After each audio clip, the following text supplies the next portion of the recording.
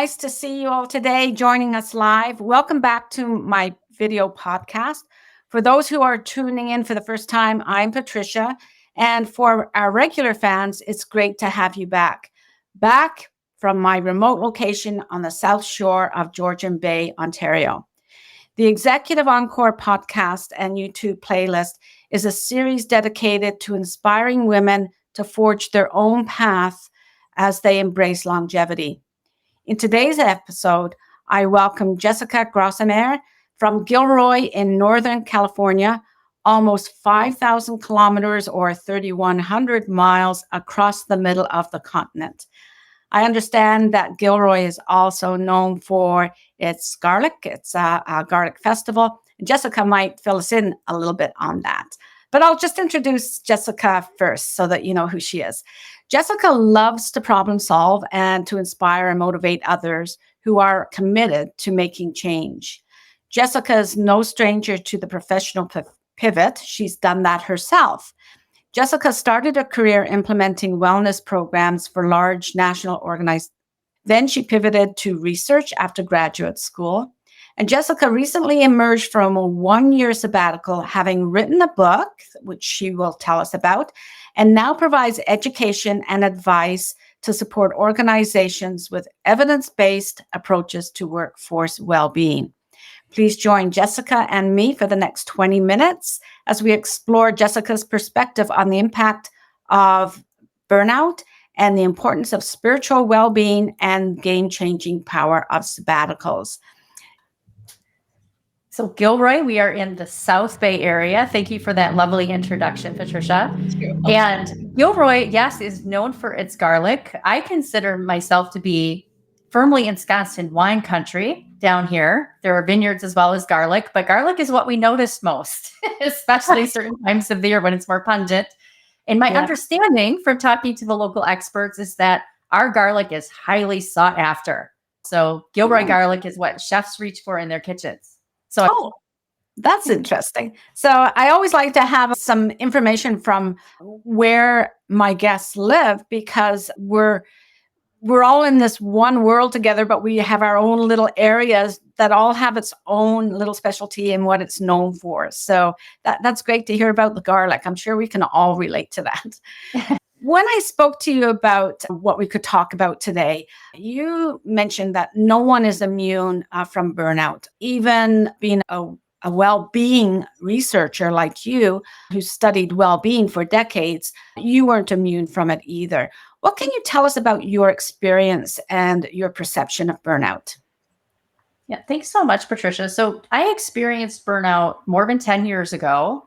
And while the concept has been around for a while, we weren't talking about it as much back then. And I didn't know as much about burnout back then.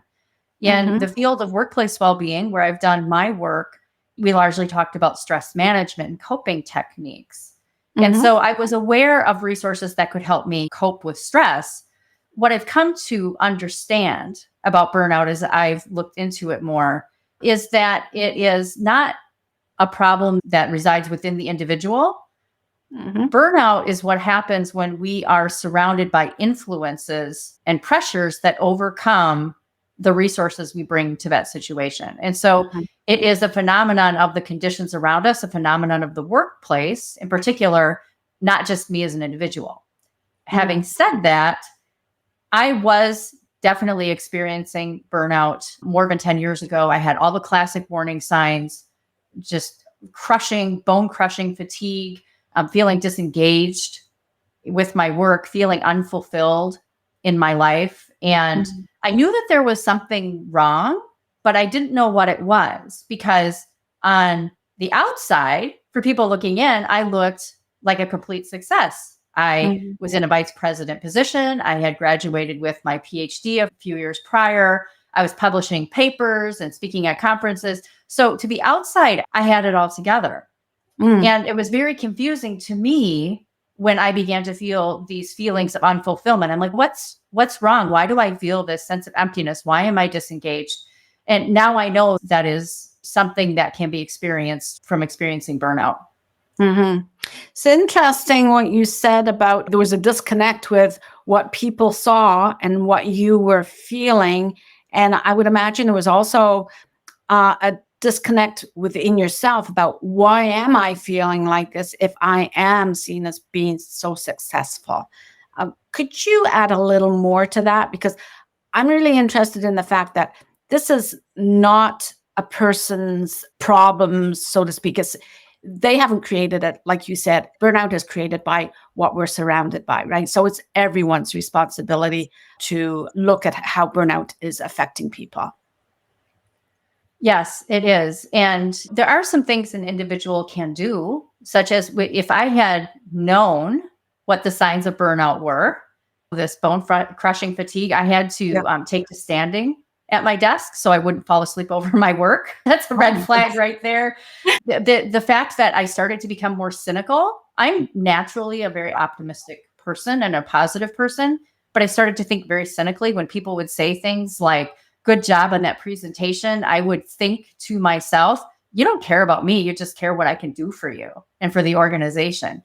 Wow. And so now I know that cynicism is one of the warning signs of burnout. So there are things that we can do to notice and pay attention. And I know that now. Looking back then, I wasn't sure where those feelings were coming from. I wasn't in a position back then to quit my job or to change jobs. There were still facets of my job that I found meaningful and positive. I really enjoyed my coworkers. The work that I was doing had the potential to make a difference. I just felt like I was being ineffective in that. So I didn't quit my job and just do something else, which is, I think, a natural tendency is, I'm not happy, I'm going to move on. I really sat with it for a while. And I started to think about, what exactly is it that I'm unhappy with? And that's when I began to realize that there was this misalignment between the things I cared about, my priorities and my values, and what I was doing every day for my work. And so that started me on my journey of discovery towards trying to figure out, how can I deal with these uncomfortable feelings that I was experiencing and translate that into getting me back to a place of personal and professional thriving. So it took some time. Yeah. How much time was that, Jessica? I would say it was a period of many months. It's not something that it's, a long weekend or a single vacation.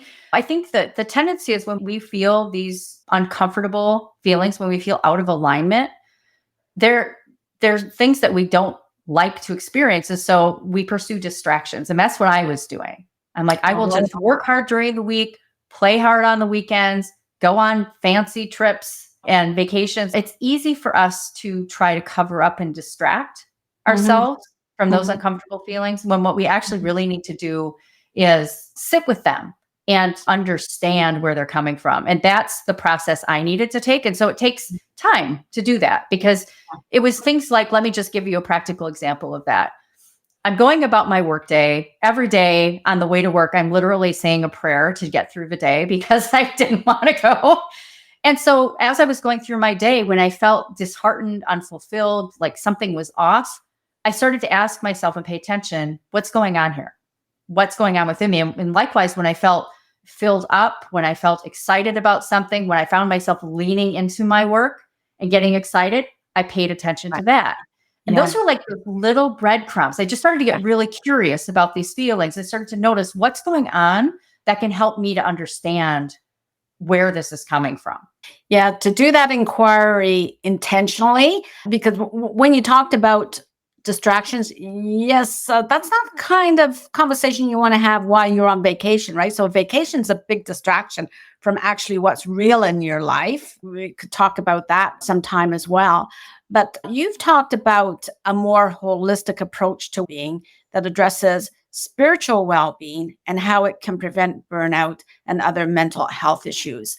What do you mean when you say spiritual well-being?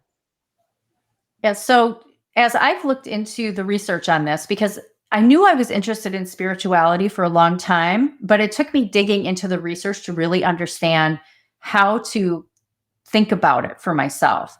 And while there is no one consensus definition of what spiritual well-being means, pretty much across all of the research you look at, people can agree that it has something to do with your purpose in life, with your values, with your core beliefs about who you are and your place in the world.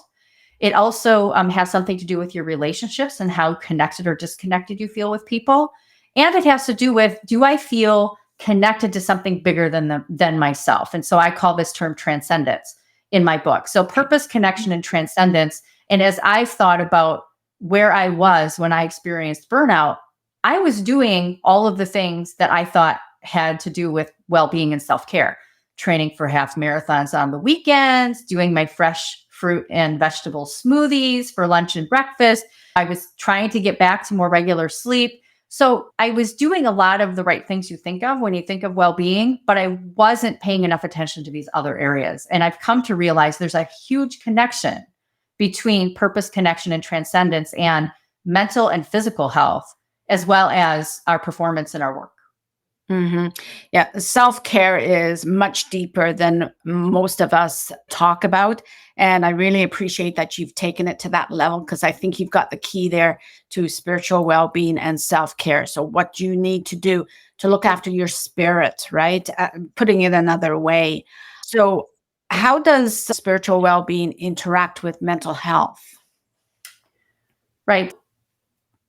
When we experience periods of distress, depression, anxiety, there is a certain part of our brain that is activated when that happens. One of the researchers I've been following is someone who wrote the book, The Awakened Brain. Dr. Lisa Miller, I believe, might be the name. And she's a clinical psychologist. And she has been studying with functional MRI technology what happens when people are experiencing depression and anxiety, and what happens when they have a stronger sense of spirituality. And what she has found is when people have a stronger sense of spirituality, stronger sense of purpose, connection, and transcendence in their lives, that part of their brain that experiences that lights up when they experience depression and anxiety, it's more robust and resilient for the high spirituality brains versus those with low spirituality brains. And when we encounter these challenges in our life, according to Dr. Miller, it is an opportunity for us to step into that space and to strengthen our spiritual well-being by using these spiritual well-being tools. And that makes us more resilient to subsequent issues of depression and anxiety. Now, there are a lot of influences on mental health. Some of them are biological and chemical. Some are situational and circumstantial. This isn't the next silver bullet or magic pill. I'm not suggesting it's that simplistic, but paying attention to our relationships, to our sense of purpose in life, and to those things that help us to feel held and supported and connected to something bigger than ourselves. These things can make a significant difference in preventing subsequent issues with mental health. Now, they can't totally prevent it. If you are in a toxic workplace, say, and all of those pressures and things that contribute to burnout are higher than the degree of resourcefulness you bring to it, eventually it's going to catch up with you. That's why it is not just an individual solution. You need to address the circumstances around it, but it can help prevent and make us more resilient. Yeah. So we can nurture our spiritual well-being, which in turn will at least prevent or help to prevent burnout. There are other aspects as well, but we can take some responsibility for nurturing that spiritual well-being. Got it. Now, onto the topic of sabbaticals. As you've shared with me, and as many people who have shared, they're looking forward to this conversation on sabbaticals. You have shared that sabbaticals aren't just for academic professionals, and that they can have a benefit, that we can all have a benefit from a sabbatical by intentionally designing pauses into our lives that support sustained well-being and growth, as we've been talking about. So what advice would you give to women in our audience who are considering what a sabbatical might look like for them, and how could they make it work for them? Yeah. So I am not a sabbatical expert, but I've met people who are. Did you know that there are sabbatical coaches in the world? And there are people professionally do this. They coach people up. They get them prepared for their sabbatical. They walk through the Wow. sabbatical with them, and then they help them to reintegrate after, which is so critically important. I was not aware of these people when Yeah. I went on sabbatical, but since I wrote about it in my book, people now seek me out. A sabbatical can be a time of restoration and vacation, but it's more than that. Many times we go into sabbatical needing certain kinds of rest or a different perspective.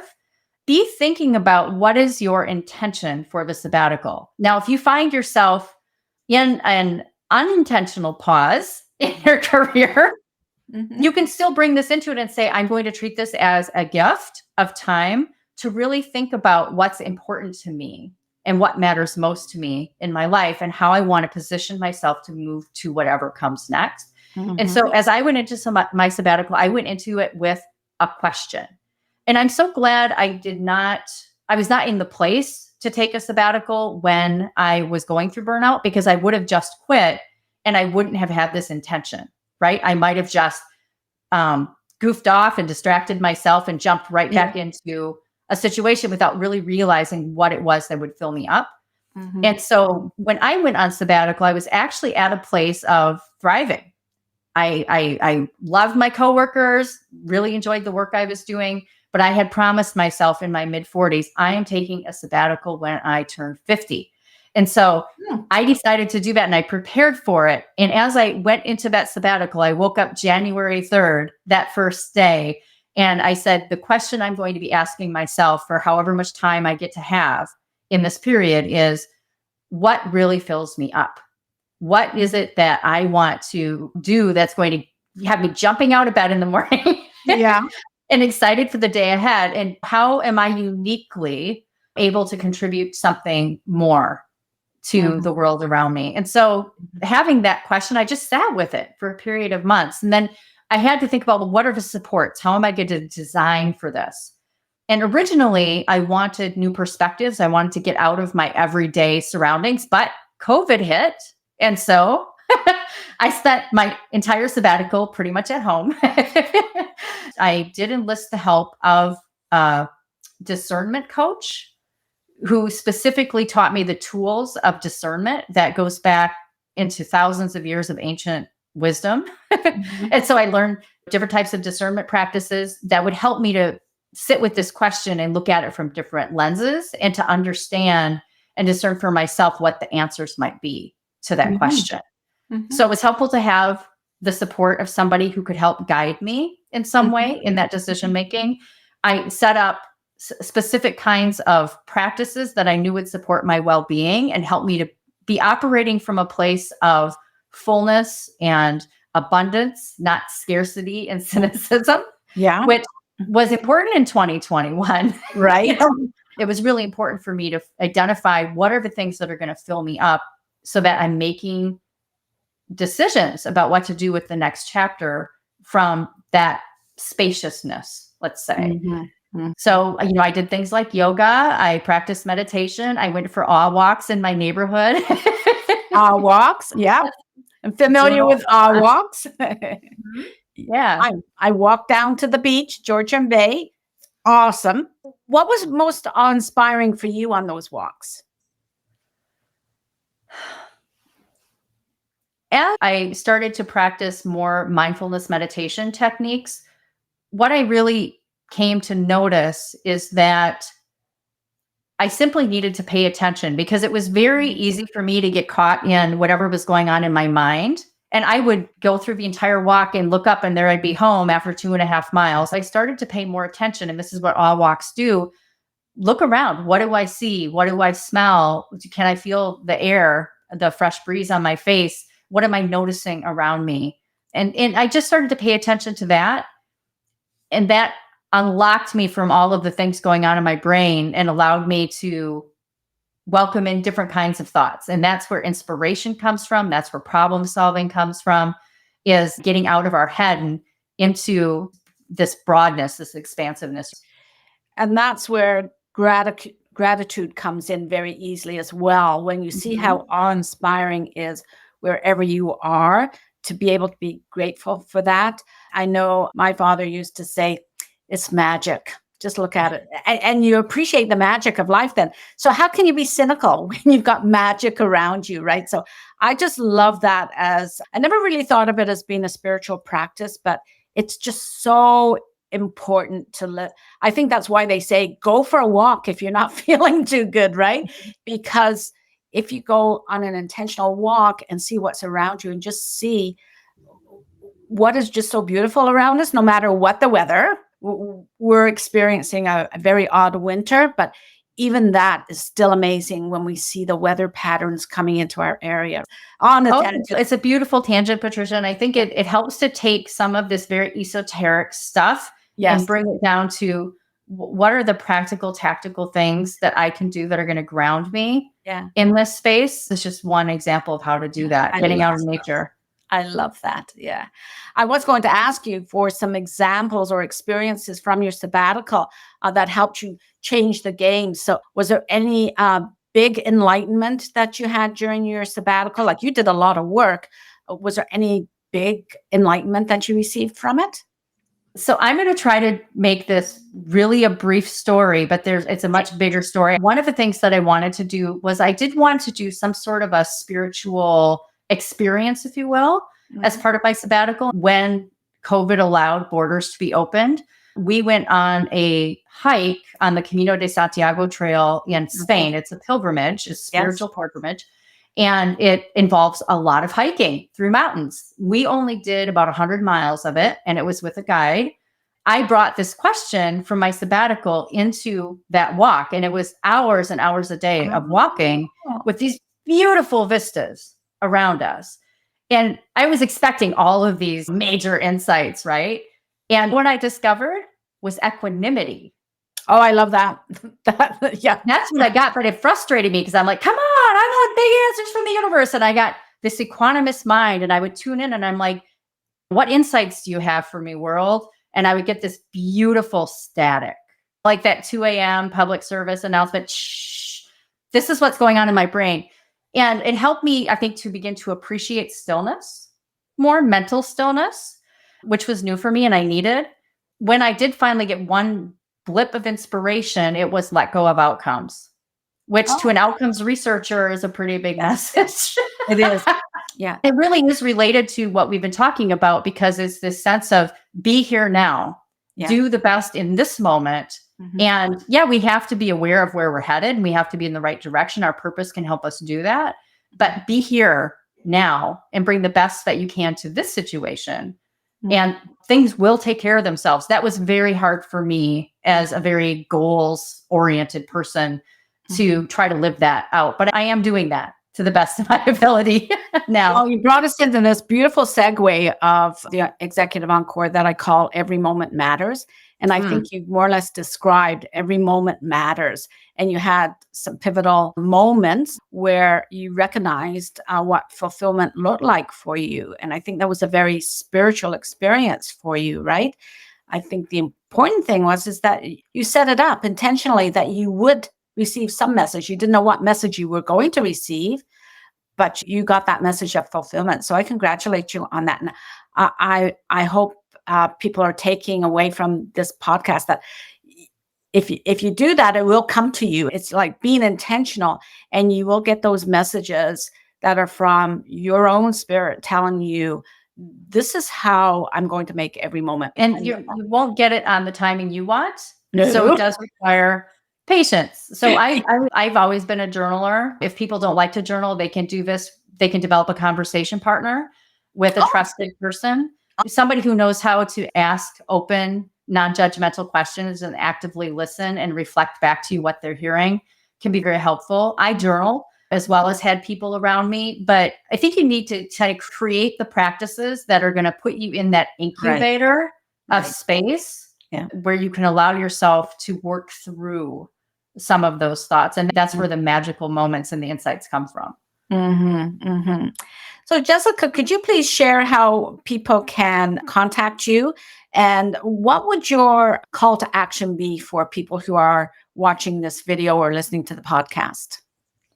So for more information about me, you can check out my website. It's jessicagrossmeier.com, which I know you'll put in the show notes. And you'll see information about my book, which you can order wherever books are sold online, including Amazon, Barnes and Noble, lots of different places. Feel free to follow me on LinkedIn. That's where I do most of my posting. And if you want to meet me in person, you can figure out where I'm going to be. Okay. So yes, that information will be in the show notes so everyone will have access to it. But I really appreciate that you have shown us your book, because if we get one or two things out of what we're reading a day, boy, are we ever getting a lot out of life when we hear about other people's experiences. Is there anything else, Jessica? No, I think we've covered a lot of ground today. And I do tell a lot of the stories, not of my sabbatical, because I wrote the book while I was still in it. But if you want more of my stories, you can find those in my book. I tell a lot of those. Good. So I want to thank my incredible audience for tuning in today, and to Jessica's amazing followers, and a special shout out to those people who may have joined us. I've been watching the chat. I haven't seen any questions, but if you do have any questions, you will have Jessica's contact information, and you know how to reach me on LinkedIn as well. As we live longer lives, we are more likely to appreciate the power of holistic well-being and a sabbatical, or maybe more than one sabbatical, to help us acknowledge that we are vulnerable to burnout, and it can help us to become clear on what is next for us to live our best life. This is where your executive encore begins. So please join me live or on replays as I dive into captivating conversations with other inspiring women just like Jessica and other thought leaders. We explore the secrets of personal and professional fulfillment in the face of longer lifespans. We also delve into the joys of finding fulfillment after 60 and tackle the challenges of navigating unexpected setbacks. No matter what your age, what your gender, or perspective on well-being and fulfillment, I invite you to be a guest on my show, and let's connect and inspire one another. Please visit my website, patriciamuir.com. Read the Encore Weekly blog at patriciamuir.com/blog, and on LinkedIn. So thank you very much again. Please join us again, and I wish you all the best in looking after those the chaos of unexpected detours, and stabilizing life as we focus on our fulfillment and self-actualization. Have a great day.